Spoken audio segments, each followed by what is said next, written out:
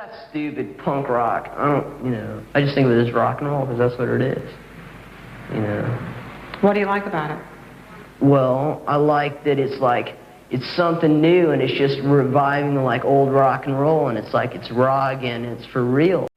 I want to make a video about counterculture, and I know that videos about the decline of counterculture has been talked about very thoroughly on YouTube, but I think a problem a lot of these videos have is that they attribute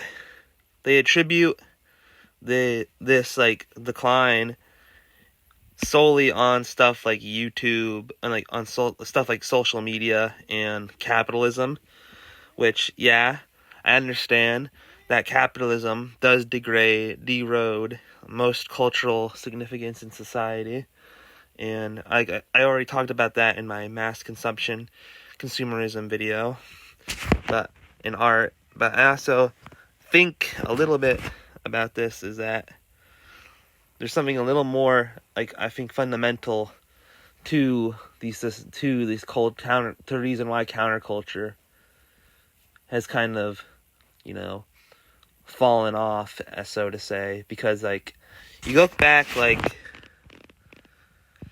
50, 60 years ago, what was countercultural then? It was the hippie movement and the psychedelic rock and progressive rock boom of the 70s and stuff like that. And it's and then during the late 70s we got punk and stuff and metal drop up in the 80s. And I think the reason why this countercultural movement has kind of lost steam is yes, I will admit that yes, capitalism is at fault here, because capitalism will take something that was supposed to be challenging status quo, challenging social norms, and things in institutions in society, and dumbing it down to the point where it will appeal to and be marketed to the very same institutions that that they were supposed to be rebelling against. Because we've gotten to the point where Hot Topic, a place that's supposed to be all about alternative subcultures and stuff, is selling Disney CD, a CD of Disney's pop punk album. That's if you were if that was 30 to 40 years ago, that would be laughable to even think that Disney, one of the most corporate and greedy companies in the entire world, would be selling you a pop punk album. Because punk is the antithesis of Disney. They're anti-corporate. They are pro, doing things independence and independent work, not working for a major corporation, stuff like that. And I find it funny because punk, generally is a left-wing kind of subgroup. I mean, yes, there were a couple of right-wing or conservative bands, but for the most part, it was a very leftist thing, and a lot of leftists are very anti-capitalist. But I see people saying that the pop punk Disney record is good, but it's it flies in the face of everything that pop punk stands that punk stands for. Even pop punk, the problem with these subcultures and stuff is that they've been dumbed down to appeal to the lowest common denominator. That's what pop punk was. That's why that's why punks don't like Green Day. Because even though Green Day were punk, they had roots in the punk scene. anyway, yeah, they had roots in the punk scene. They sold to a major label, which goes against punk ethics. Like yes, they still were punk in spirit, but they were not punk when it came to the actual ethics of punk. And yeah, and yeah, and I'm trying to collect my thoughts. And yeah, punk, it's like they eventually adopted a sound that was more palatable to mainstream audiences. Like, they already were a very mainstream friendly band. They were never too heavy, very catchy and stuff.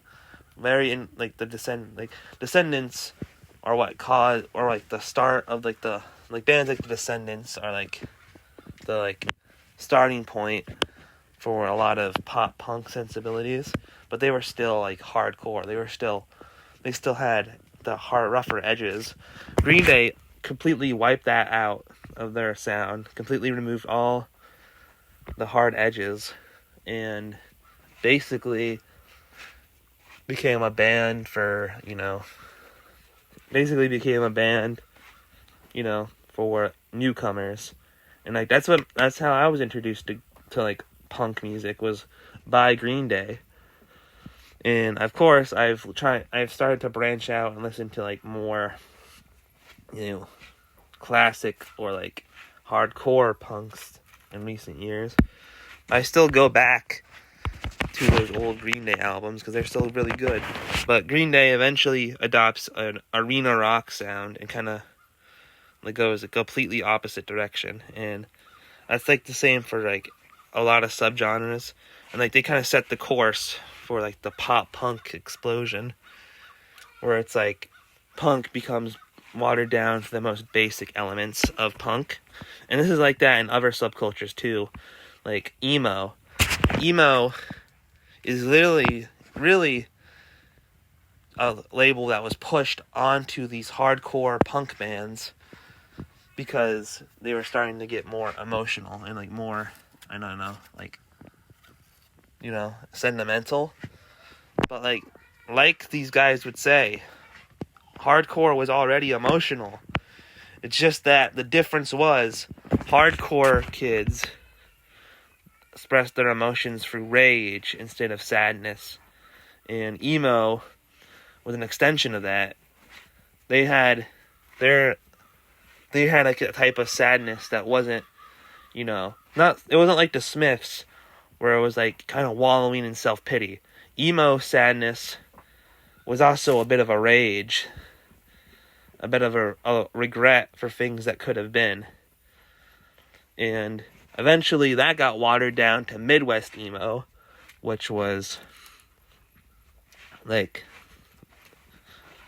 basically, we all know the memes about Midwest emo being for hipster, whiny, Michael Cera types.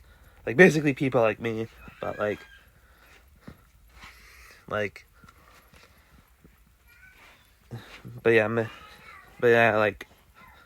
then eventually that evolved into stuff like Jimmy Eat World's third wave emo, which led the way to My Chemical Romance and Fall Out Boy and Panic at the Disco, Paramore, all those bands. And this guy, Occulturation, has a video about how metal became feminine, and I'm not trying to blame women for why punk has been watered down, because no, I do enjoy a lot of the more feminine bands. I'm saying that punk has become more approachable, more approachable to people. So to a lot of people, it seems like punk, counterculture is being ruined, when really, in reality, the reason why it's being ruined isn't that more people are getting into it. It's that more people are going into it without properly trying to understand what it's about. Because, you see these for research for this video, I watched The Decline of Western Civilization. I'm still on the process of watching it, and I want to watch like all 3 of them. And like you can tell a stark difference between metal culture and punk culture. Well, yes, they are both heavy forms of music, and both have a kind of like capacity for riots and stuff like that, and like causing like ruckus.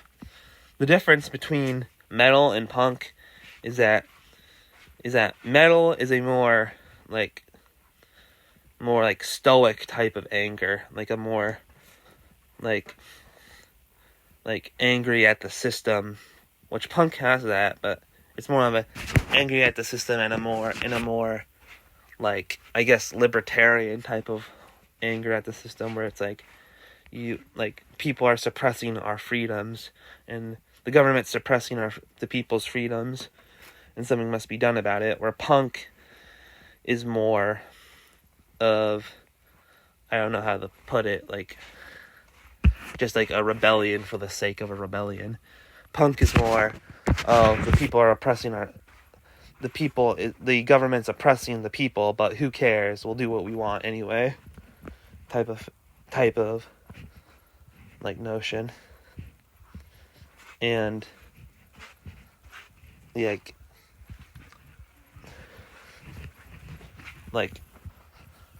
another thing about like alt culture, like alternative and countercultural stuff, is that it has been heavily monetized as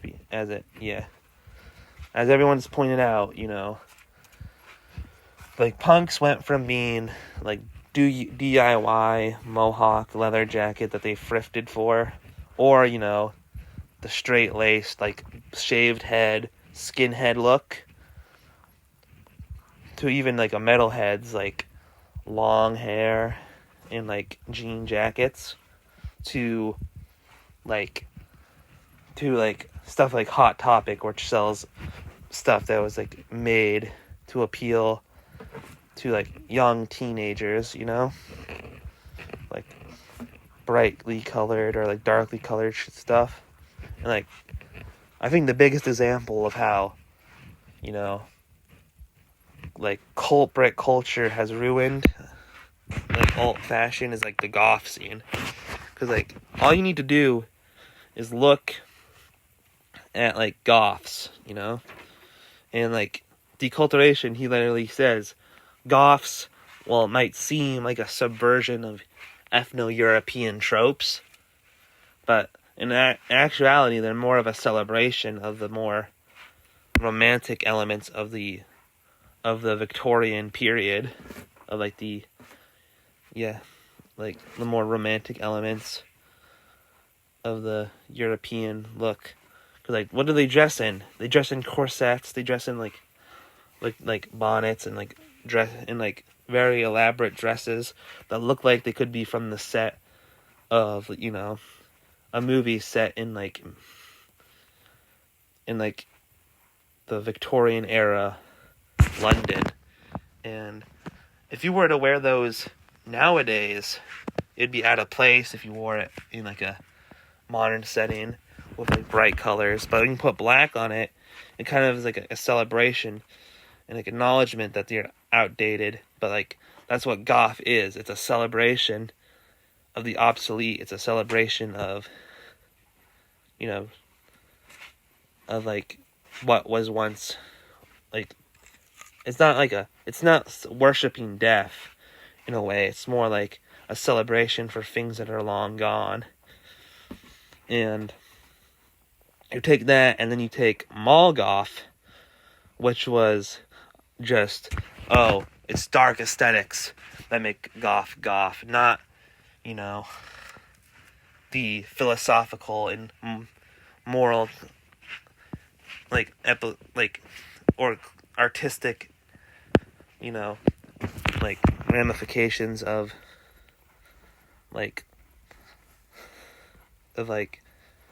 celebrating and appreciating long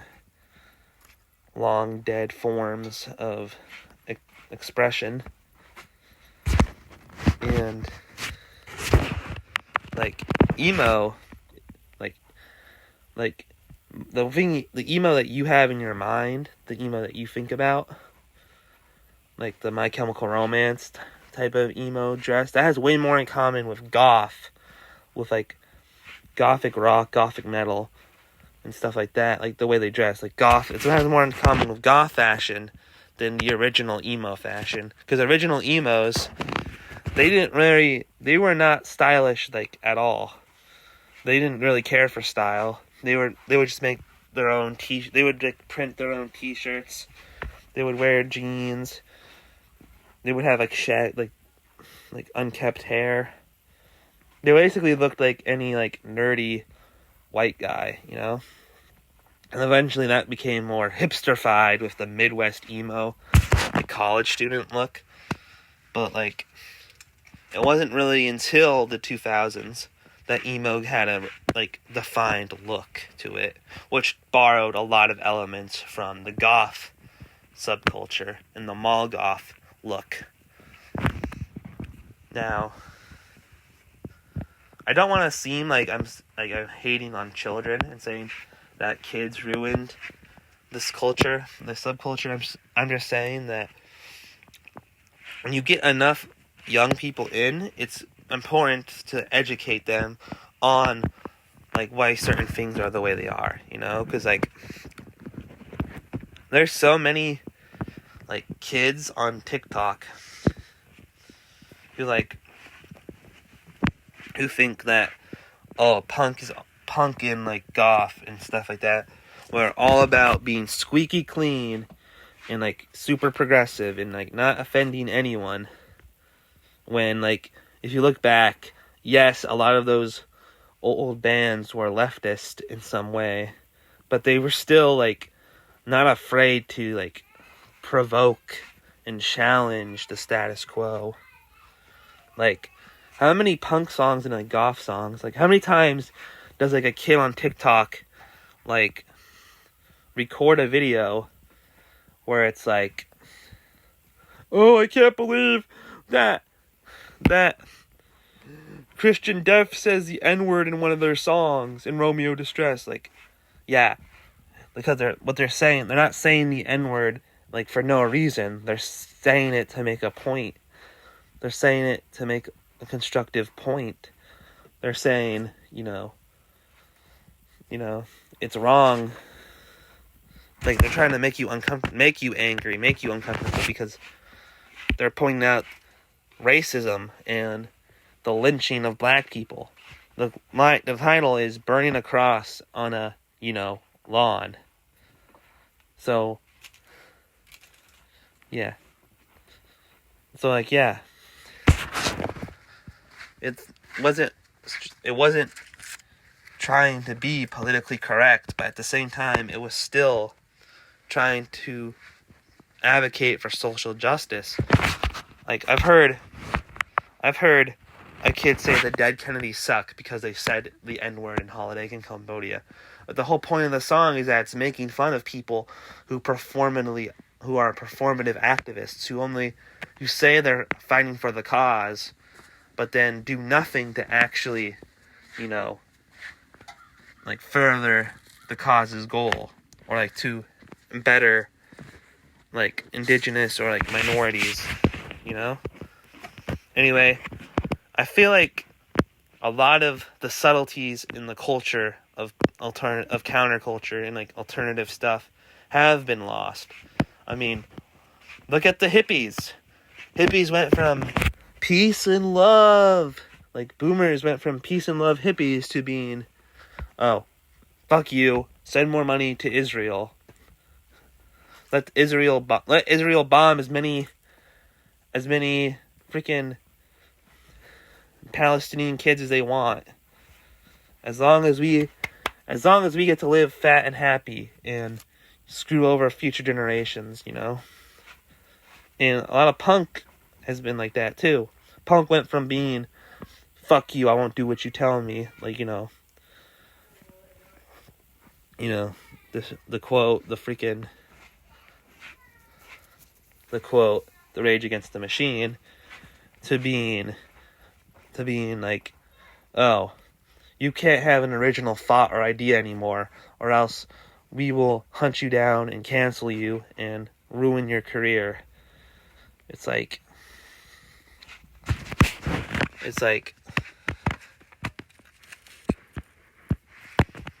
yeah, it's like you can't get away with half the stuff punks were doing back then anymore, because like, you know, I don't like to sound like a boomer, but today's generation is very soft. And I think a lot of that reason they're so soft is because of the way they were raised. Because it's like, you look at, like, punks from back then, or, like, metalheads from back then, because I'm talking mostly about punks, but the same thing applies to metal.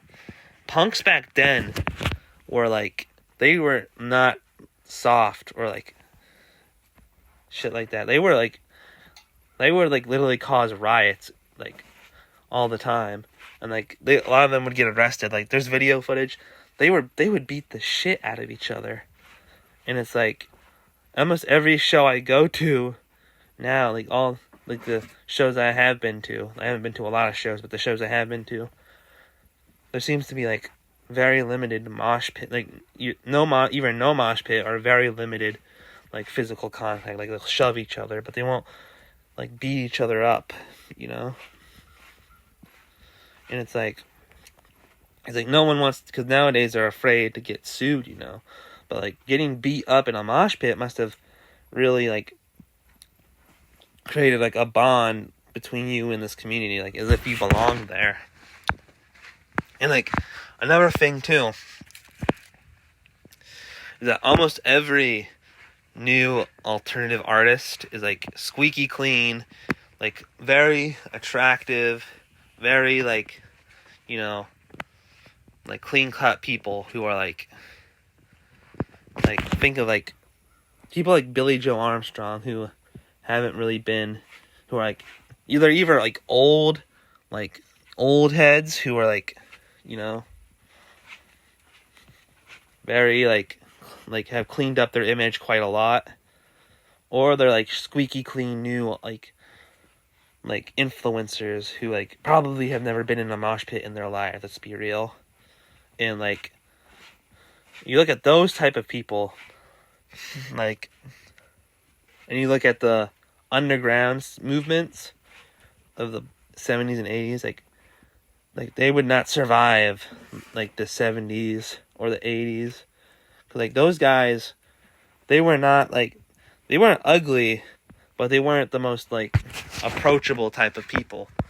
They were, like, you know, like hyper autistic, like, just, like obsessive compulsive types who would just, like, you know, would just, like they would just, like jump into, like, they would literally, like, jump onto, like, the stage, like, onto the crowds, and, like, they would literally, like, they would literally, like, incite riots and stuff. And, like, you compare that to, like, I don't know, like, you compare, like, Ian MacKaye, or, like, any of those punk frontmen, famous punk frontmen, to, like, the, like, type of punks that you see on, like, TikTok, and it's like, these kids, this guy would fuck these kids up. You know, he'd probably call them, like, losers, or, like, the F slur or something. You know, like there's literally people talking about, oh, we don't want mosh pits because some people just want to enjoy the music. But it's like you can enjoy the music and not have to go into the mosh pit. Like, the mosh pit's a designated zone. Like, the only people who are in the mosh pit are the people who want to be in the mosh pit, you know? Like, you don't go into a mosh pit unless you're looking to fuck shit up. And it's like, I think, yeah, it's the softening of these more, like, unsavory elements in the punk subculture that, like, you know, It really is why like a lot of people think that like the punk subculture has like the counterculture is kind of like been watered down to the point where it's like everything, like even Disney, even like it's gotten to the point where even like my mom has heard some of these like songs from like some of these songs, alternative like songs through like TikTok. And it's like it's gotten to the point where like even like something like the Norwegian black metal, which was like supposed to be like you know Norway's way, like Norwegians' way of like rejecting Western cultural hegemony and returning to their more pagan roots in the face of like Western Christian imperialism. Like even that has become like a marketing term. Like now Americans have adopted the black metal, like every culture has adopted like the black metal like moniker and like has kind of stripped the meaning of it, because like an American singing it, like an American singing it would be like they're the product of Christian hegemony, whereas like if you look at like the Islamic world's black metal, they're like really actually rebelling against their own cultural hegemony, which is Islam. And the difference is that the Muslims are in actual danger of like getting killed for it, whereas like Americans aren't. Where it's like a lot of the counterculture, what they were teaching, has already won in the West at least. So it's like you're just rebelling for rebellion's sake, you know? Like there's no reason to subvert cultural norms when your subversion becomes the cultural norm, you know? Anyway, I feel like I've rambled a little too long, and I don't know. I'll just leave it like right here. Anyway, bye.